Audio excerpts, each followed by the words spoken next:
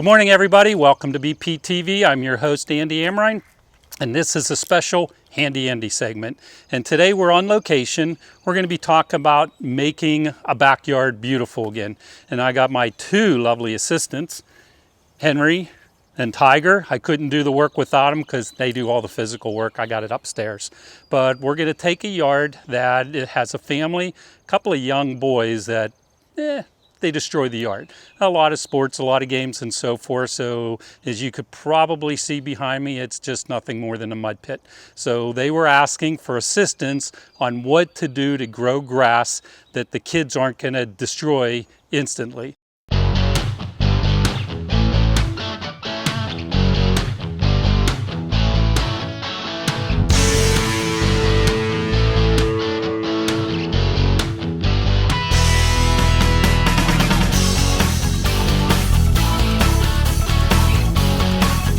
Especially after last year's drought, yards took a beating. So we brought our meter, we were testing for pH. We found that the pH is pretty low in the soil. It's about a 4, and pH needs to be 6.5 to be ideal for Southwest Pennsylvania. And nothing grows in low pH. You have to maintain that pH. So we're going to start by taking out a bad root that is the kids are constantly tripping on, and we're going to pick a root that is a surface root that's not going to hurt the livelihood of the tree itself, but along with that, this heavy clay packed drought-ridden soil, we're going to take a rototiller to it.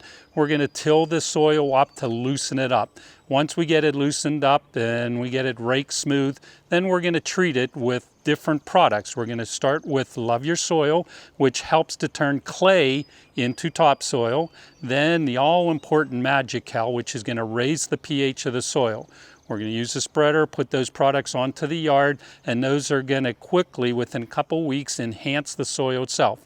We're also going to use some seed. We're using the Jonathan Green Black Beauty Ultra, but we're using a special one today. We're going to use a high traffic Ultra seed. And a high traffic, once again, because the yard is used. So instead of using the super pretty, it is going to be nice, it is going to be green, but it's a more durable seed. So after it grows and you've cut the grass a couple times, you could let loose the kids of the neighborhood, and it's going to take the use and abuse of the kids. So it's almost like a ball field or a football field type of grass.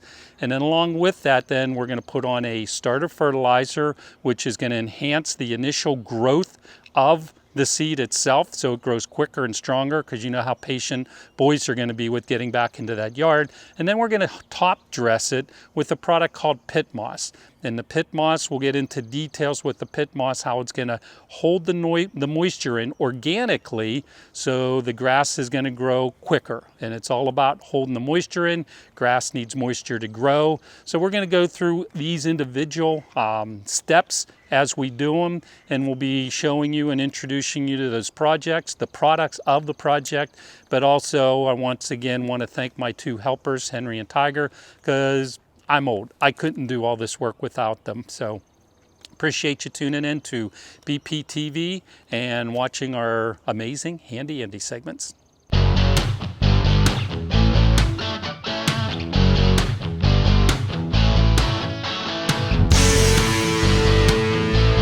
All right, here we have a massive tree behind us, and in the yard we have a couple heavy roots itself. So this root here is more in the middle of the yard, so it's really in the center of the play area. We have a couple other roots that are offset into the yard itself, but with the tree, I don't want to take out too many roots at the same time, because I'm not sure what it's going to do to the tree itself. So I don't mind taking one of the surface roots, and a lot of trees have the surface roots, but they still have their deep growing type of roots. So the root that is popping up, it's going to be in the middle of the play area. The kids are tripping on it all the time. You know, I'm fortunate enough down at EV Tree Value to have a lot of rental equipment. So we brought with us today our Vermeer stump grinder and our rear tine tiller. But with the stump grinder, we're going to just follow along the root line, and we're going to dig up this surface root itself. So then when we till and top dress all the soil and so forth, that root is not going to come into play for the kids' play yard itself. The other roots, we're going to leave them go and let the tree survive, and maybe next year, if need be, we could come back and take out the other root itself. But today we're just going to do the main root that's sticking out of the ground, with too high for the kids to use it as a play yard.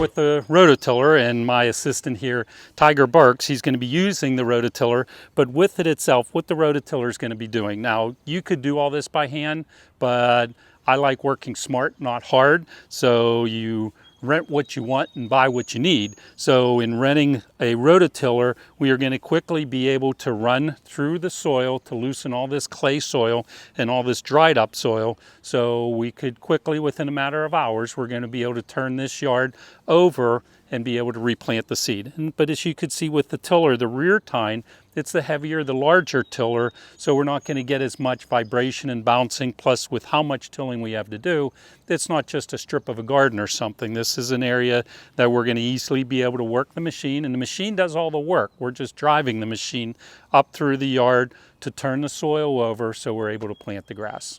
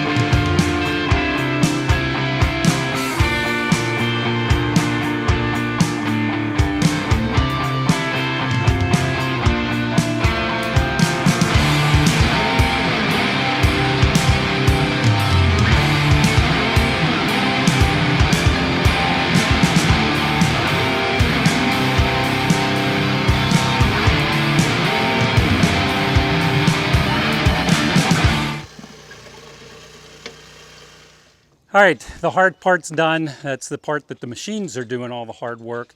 We took the tiller and turned over the soil, and we also took the stump grinder and took that one root out to be able to level the yard.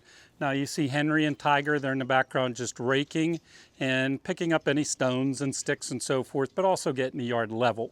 And what I'm going to do is I'm going to spread these two bags while they're raking. One is called Love Your Soil and the other is called Magical. These are both organic products to enrich the soil.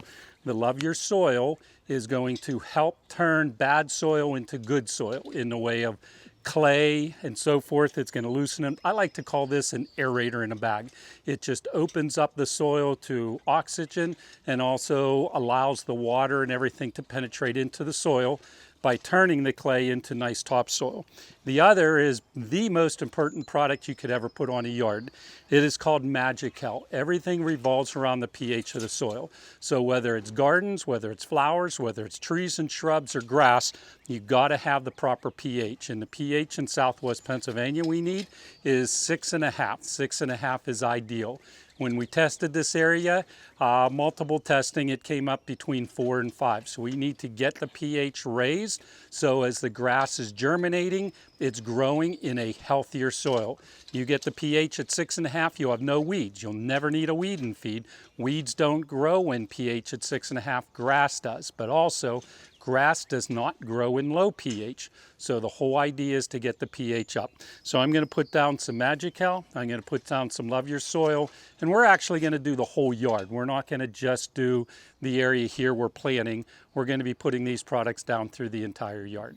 Okay, so I guess Henry, you're going to dump, and Tiger, you're going to start spreading for us. We're going to do the Love Your Soil.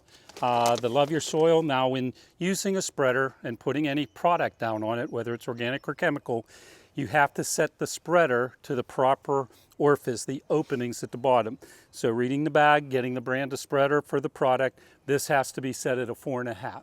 So just turning the dowel, we're going to open up the hole on the bottom to 4.5. Henry, you want to dump the product in, and then as Tiger uses the product, he'll just be pulling the lever.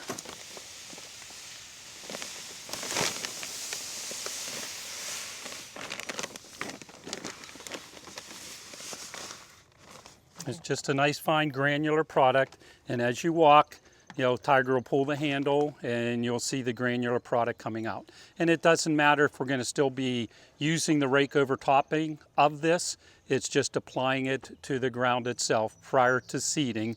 I want to get these two products down before we seed itself. But we're going to do the entire yard, not just the seeding area.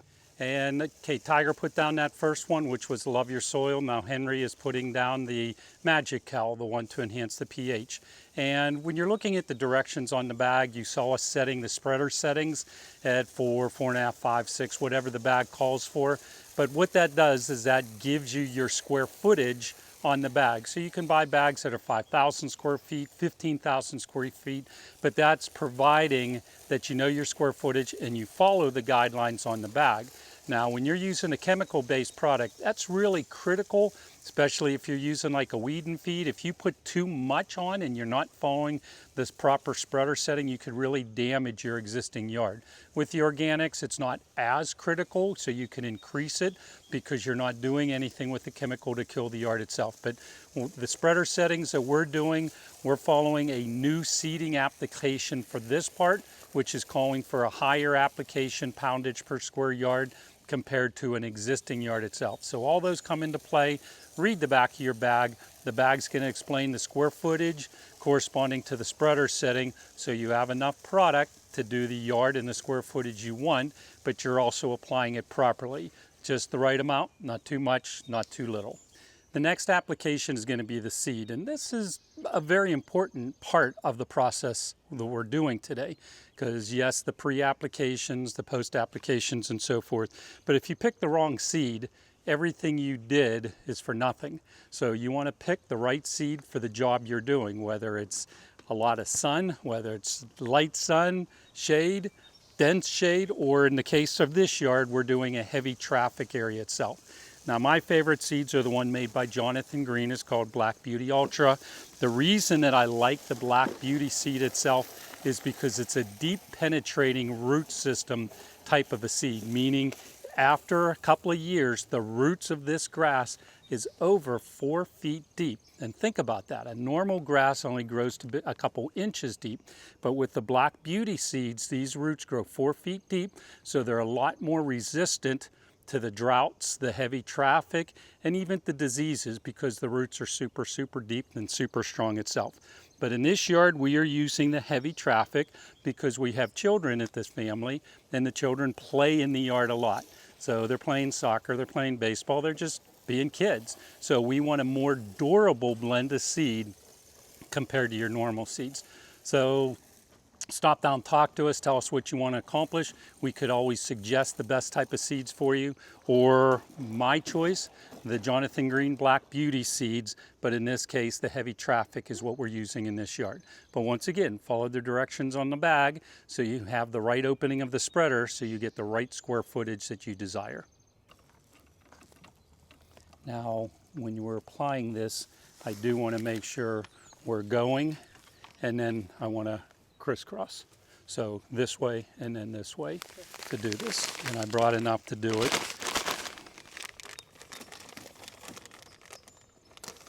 Because I don't want any bare spots when we're done. And making sure, I brought 2 bags, which is going to be more than enough, but I didn't want to be short, and make sure we're getting these areas here. And after we cover that, I have no problem filling in and doing the rest of it too. All right, last step of this, as far as our part, and then the rest is going to be up to the homeowner to water and God to make sure it rains, is we're going to top dress this area. And some people are probably familiar with straw or hay. My dilemma with that is you put weeds in the yard. So we've just done all this work. You go putting straw and hay down, you're asking for weeds to grow in the yard. Another thing people use is peat moss. P-E-A-T, peat moss, which I hate. I dislike peat moss completely because peat moss repels water. It doesn't hold water. So you'll put peat moss down and you water, but the water never penetrates the peat moss to get to the soil. The 2 top choices for me is a mushroom manure, but in this case, we didn't want the mushroom manure. It's, yes, organic, but it has a smell to it. The homeowner did not want the smell of the manure in the yard itself. So we're using my absolute favorite product, and this is what I used at my house, and that is a product made here in Pittsburgh. It's called Pitt Moss, P-I-T-T-M-O-S-S, Pitt Moss. Pitt Moss is a totally organic product made from your newspaper and cardboard, and they blend it all together and they make an amazing soil amendment, or in this case we're using it as a top dressing. And Henry and Tiger are back there starting to spread it. We're only going to put a small, maybe 1/4 inch top dressing on the yard, and what that is going to do is going to hold the temperature of the soil, but more importantly, it's going to hold the moisture in the soil itself. So when you use Pitt Moss, when you water it, the Pitt Moss is going to hold the water, and once the grass seed is kept moist, it's going to germinate a lot quicker, a lot thicker, a lot better. So all the way around, the Pitt Moss is the #1 choice for when you're seeding a yard or doing planters or just adding to the soil itself. And the nice thing with this, as the grass grows through it, it is just going to organically enhance the soil, so you're not raking anything up. So after the grass is grown and you cut the grass, you don't have to remove anything. You don't have to worry about the weeds. And this is actually going to help the yard survive droughts and everything else. So best product is to use a product called Pitt Moss to top dress the yard. Try and get some over in that area there. Let's just take the tote over.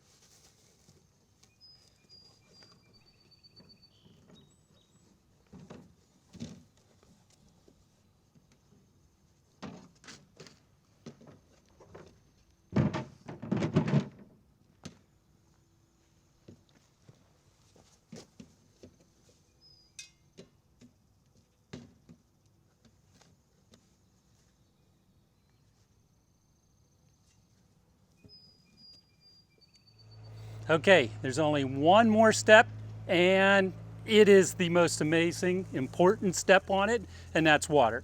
If you're planting grass and you don't water it, it's never going to grow. So yes, this is spring, so normally we do get some better rainstorms and so forth on it, but it needs water every day. So, and it's best to water the grass either in the morning before the sun comes up or in the evening after the sun sets, once it starts growing. Before it grows, okay, I'll survive on you watering it any time of day, but once that grass is germinating, you really, really, really need to do it before the sun comes up so you don't put water on the grass and then it burns from the extreme heat. So this spring it's been a lot warmer than normal, but it's important to water. So make sure you water this every day.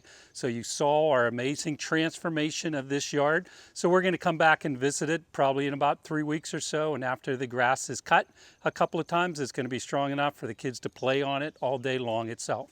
So remember, till the soil, use your Magical, you use or love your soil, put down your grass seed, put down your starter fertilizer, and top dress it with pit moss, and then make sure you're watering it. So this is Handy Andy. Appreciate you tuning in to BPTV, and we'll catch you on the next show.